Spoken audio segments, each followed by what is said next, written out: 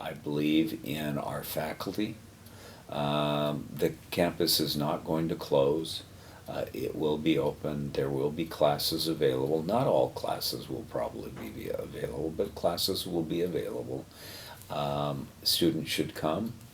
There are going to be a lot of events that will be taking place that week, whether it's the arts events because it's the week of the arts, okay, that week, or whether it's going to be sporting events.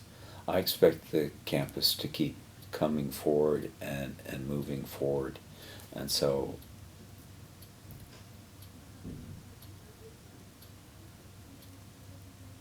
our students' education will not be harmed because of disagreements.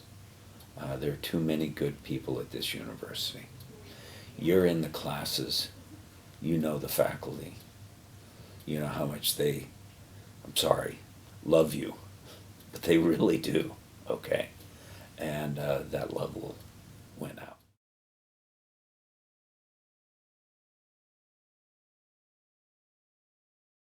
I think they're incredibly important. I think that we've had two major events that affected the student body deeply. The question about genocide in Native Americans, I think that having a conversation around that topic is very important. I spoke just today with the faculty member who is teaching the first class in that area, and she talked about how difficult the class was, but how not gratifying, but how right it was to be teaching that course. So I think we're making real progress there. I think that Congresswoman Matsui was amazing in being willing to stand up and talk about what it meant to be born in an internment camp, to have her husband be in that internment camp for 5 years, 5 months old, and then to have the really hard conversation about people were put in the internment camps because there was wars going on and they were different, okay, because World War II. And now we have world wars going on and we have ISIS, and we're in the same or a similar situation with our Muslim students where people are talking about them and treating them as different and pushing them aside. And the hate speech that surrounded that incident was just horrific and wrong. And I think that we as students and faculty came together. So I'm very, very pleased on what we've done.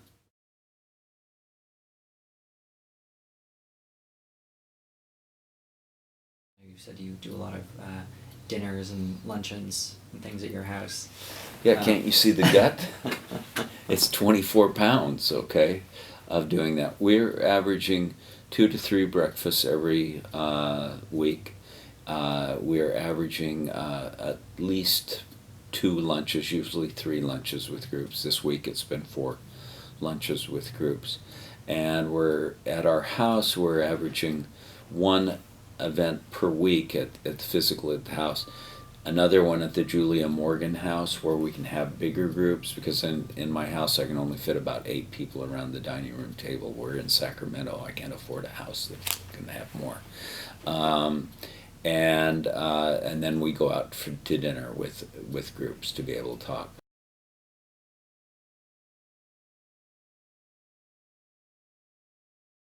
Yeah, usually it will cost, cost is the wrong word, okay? A donor would have to be willing to contribute about $20 million to be able to have a name on there. We're looking for a name on the event center as well, and a name is in every place we can. I don't know if you've been over at Folsom Hall at all. If you go in Folsom Hall, you'll see almost every room over there has a name on it. And that name on and we'll do the same in the science building as well. That name may be $1,500, maybe $15,000, but it's so that we can have the equipment in there.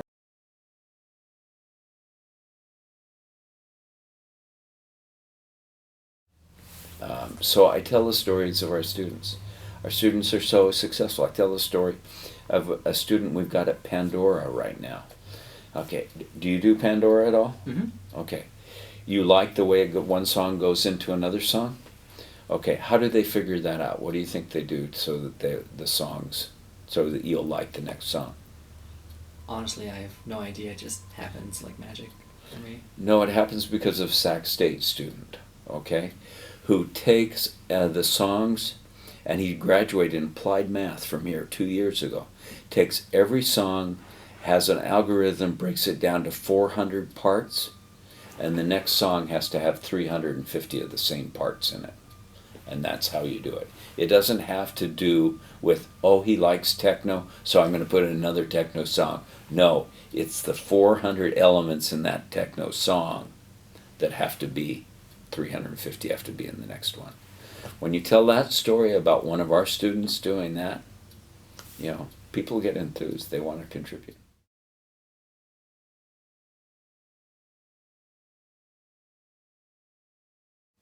And we were talking about how we can transfer students more readily without them losing credits. I expect Jim Dragnet to help set that up and make it more effective as we come forward. He is looking at the data, and he found some really good information on our students and how, if GPA is a much better indicator of whether our students are going to succeed. And the GPA in the first semester really tells us a lot.